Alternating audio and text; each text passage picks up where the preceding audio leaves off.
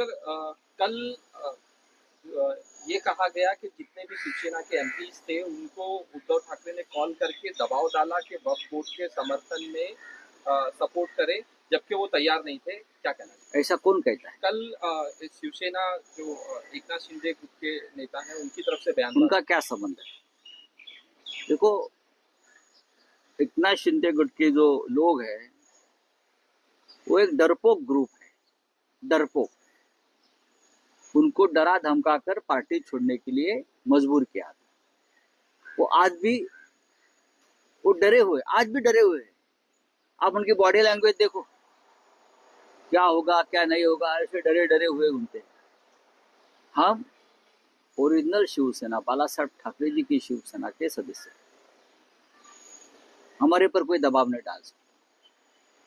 जब ये लोग पार्टी छोड़कर जा रहे थे तब भी दबाव था ना, तब भी दबाव था हमारे ऊपर। जो हमारे सांसद है या एमएलए आज जो है उनके ऊपर दबाव था, तब हम दबाव में नहीं झुके, तब हम डट कर खड़े रहे। तो आप कौन हमारे पे दबाव डाले? किसकी हिम्मत है? हमने एक निर्णय लिया जो in the interest of nation, राष्ट्रीय एकता, और हमने जो वोट किया है बिल के खिलाफ, मैं मानता हूं ये जो बिल है उससे हिंदुत्व का कोई संबंध नहीं। ये लोग लगा रहे हैं, उसमें क्या संबंध है हिंदुत्व का? मुझे बताइए।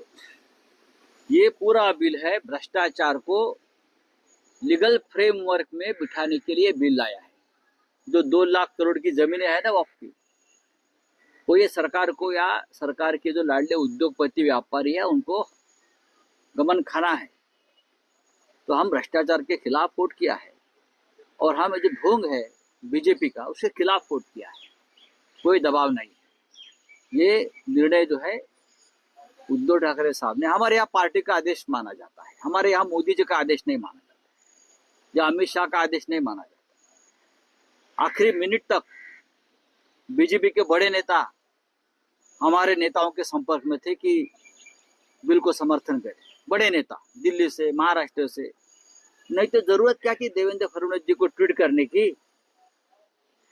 राज्यसभा में या लोकसभा में भारी बहुमत से बिल पारित नहीं हुआ है, 300 पार नहीं किया है। आपको मालूम है 300 पार नहीं किया है? आप चेक कर लीजिए, 273 का बहुमत है और कितने वोट मिले हैं। हमारे कुछ मेंबर जो बीमार है, कुछ बाहर रहे, अगर वो होते तो और हमारा आंकड़ा बढ़ जाता। राज्यसभा में भी यही हो गया। राज्यसभा में भी नरेंद्र मोदी जी ने, प्रधानमंत्री जी ने आखिरी मिनट में उड़ीसा के नेता नवीन पटनायक के ऊपर बहुत दबाव डाला। बाद में वो 7 लोग पलटी मार गए, नहीं तो उनका निर्णय पक्का था, वो बिल को विरोध करने वाले ही थे। लेकिन फिर आपके पास इतना बहुमत है, आपके पास इतना आंकड़ा है, तो ये आखिरी मिनट तक ये क्या चल रहा था खेल? ये खेल हमारे ऊपर करने की कोशिश की, लेकिन हम नहीं माने। सर शिवसेना एकनाथ शिंदे गट की तरफ से ये भी कहा गया कि ये समर्थन करने के बाद, वक्फ बिल के समर्थन करने के बाद मुसलमान खुश हो गए और अब उद्धव ठाकरे को जनाब उद्धव ठाकरे कहा जाए। नहीं, मेरे भाषण, ये लोग मेरे लिखे पढ़े लोग नहीं है, शिंदे गुट के लोग हैं, वो पढ़ते नहीं, सुनते नहीं। मेरा भाषण सुनना चाहिए जो पार्लियामेंट में मैंने कहा है, जो जनाब कहते हैं ना। असली जनाब कौन है? असली जनाब अमित शाह है, अमित मियाँ शाह और नरेंद्र मियाँ मोदी, ये असली जनाब है। जो भाषण किया है आप पढ़ लीजिए, लोकसभा का भाषण।